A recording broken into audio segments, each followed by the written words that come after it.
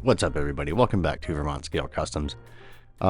If you've been here for a while, you kind of know that dating all the way back to the very beginning and my kind of getting into 24 scale stuff, I've always been one to want to see what other bodies look like on the 24 scale chassis. I kind of feel like it sort of opened the doors for being able to, I don't know, just kind of do random stuff. And so I kind of did the thing that everybody wants to know whether or not it's possible. When you go to Walmart and you see these sitting on the shelf, you look at them like, is it even, could you put one of it? Is there a chance? Would I want, is it worth it? Yes, it is. Okay, so spend the money if you want. You know, they're $24.99, I think. You might even be able to find them on some kind of sale or what have you. Pick one up, put it on the shelf, think about it. Decide what you're going to do, put all the parts together, so on and so forth. And then at some point, take the plunge. This is running on factory rails. It's got a factory skid. It is an upgraded motor sitting on also an overdrive transmission, OGRC axles, plus fours, Charisma, I think MSA 1E shocks. They have a drop of oil in them, but they're not oil filled. They're just running smooth. And then I've got high clearance links running up front and back. And that's a set of JLUs too. So basically this is the JLU wheelbase minus any bumper mounts or anything like that. The frame rails fit pretty much almost exactly inside of this thing. How I did it is with Kicks rock sliders. You have to get a set of those Kicks rock sliders that they come with a set of brackets, and then they also have, you know, the sliders that have oval tabs on them, which allow for quite a bit of adjustability. What you do is you take the aluminum brackets that mount to the frame and you cut about 5 millimeters of material off the outside of those, and then you re-drill the holes to be able to mount the Kicks rock sliders back to those. And if you drill everything correctly and you get all of your adjustability back and stuff like that, like you make your new holes oval and you file out the inside so you can slide them back and front, forward, and every which way, that gives you a lot of freedom to be able to set this body on the top of it after all that's done and locate where the holes are that are right inside of the front part of the doors. There are two holes that accept factory screws that keep the bottom of the thing and the interior all in place. So once everything's in position and it's all lined up, you can re-drill two holes, like I said, that'd be right directly underneath where the hinges are on both sides of the doors. And then you can drop two factory threaded screws back in through the Kicks rock sliders, then bolting the diecast, officially bolting it to the chassis and the rock sliders, kind of making it all one.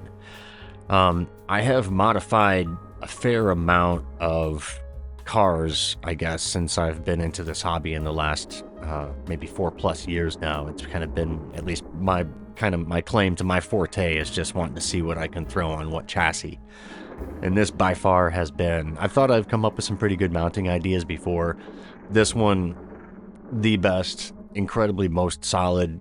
I mean, what you're looking at is a vehicle that weighs 1 pound, 9.7 ounces.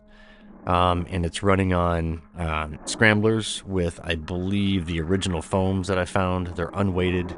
They have been vented. What else? Yeah, like I said, I think it's on, well, it's not, I think it's on OGRC plus fours and overdrive transmission. I believe it's a 66 turn motor on there, steel drive shafts, Emax Servo, Axial electronics, running 2S, and that's V1 too. So this is V1 in like third gear, basically. And so with that overdrive transmission, keep an eye out throughout the video too. You really watch those front wheels turn at a much higher rate. So that was a little bit of crawling. Now just kind of mellow out here, cruising through the sticks and the poison ivy, trying not to get it on my ankles. But once I got the body on this mounted, I shared a couple photos with Facebook and received some just rave reviews over how this thing looked. A lot of people have been wondering about whether or not this was possible. I bought this thing probably a couple months ago, and it sat on the shelf. I bought a Rubicon at the same time, and I got the Rubicon all set up on it, but I just couldn't bring myself to like the Jeep as much as I now like this. And I had been looking at it like it was still possible, but kind of thought that it was too heavy, and knew that I wanted to use the Charisma shocks because those are the only ones that I have that had the springs that were beefy enough to be able to take it. So a note on those, I used the black coils from those Charismas on the rear, and then I used the silvers up front, and a little bit of preload on both. And another thing of note too is that since this is pretty spicy with it's got to have about 38% overdrive up front, it really pulls that back end in quite a bit, so it lengthens the wheelbase out to its max at 135, and it kind of just sucks the suspension down quite a bit. So what you see right there is not its at-rest look. It probably sits close to a half an inch higher. But as it's rolling along, overdrive tends to, it lengthens your wheelbase out, and you can see how it's dragging the wheels, even downhill a little bit. So what that does is it really pulls that body down. So it doesn't get, quite as much body and roll and bounce as you would think, even being a diecast. You see it lift up a little bit there. And you see it happen a couple different times as I'm kind of cruising along here. This is the last segment of this. I have more coming up. I just didn't want to bore you guys with 45 minutes of slow motion rock crawling shit. Pardon my French. Hopefully YouTube will bleep that out. Anyway, yeah. It drives really well for what it is. I had to do a little bit of cutting. There's like a little bit of a fender flare that comes down, what would you call it, like a mud flap that comes down off the body line on the front side on both the left and the right. And I snipped those off. I was planning on cutting them off the back because the back has the same thing too. So those are really kind of like the only things that really get in the way. There's a little bit of contact on the bumper from steering. Nothing that I'm super worried about at all. Could probably be sort of worked out with a little bit of suspension rework. You can see it happening right there, but it's nothing that keeps it from functioning, at all. You just gotta let off a little bit, not oversteer, not overdrive.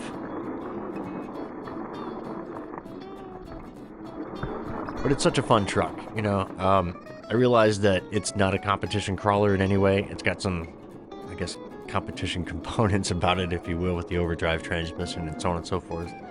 But I really built this as a fun truck. If I want, performance, I have plenty of those types of rigs in my collection.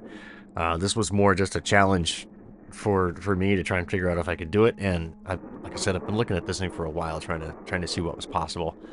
So I am blown away, not only by the looks, but by the performance. Just the fact that it managed to keep everything low enough that it actually makes it a fun truck to drive, that it doesn't roll over every 2 seconds when it's going over something, that it's actually got some really good performance capabilities about it.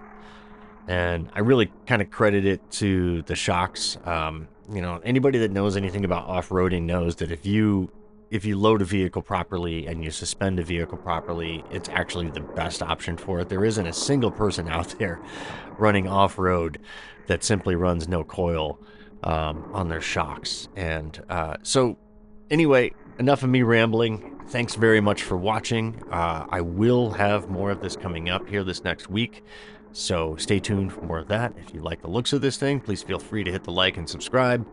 Drop a comment down below, ask any questions. I can always point you to where this is over at Facebook if you want to see some more shots of it. Again, thanks for watching. Bye.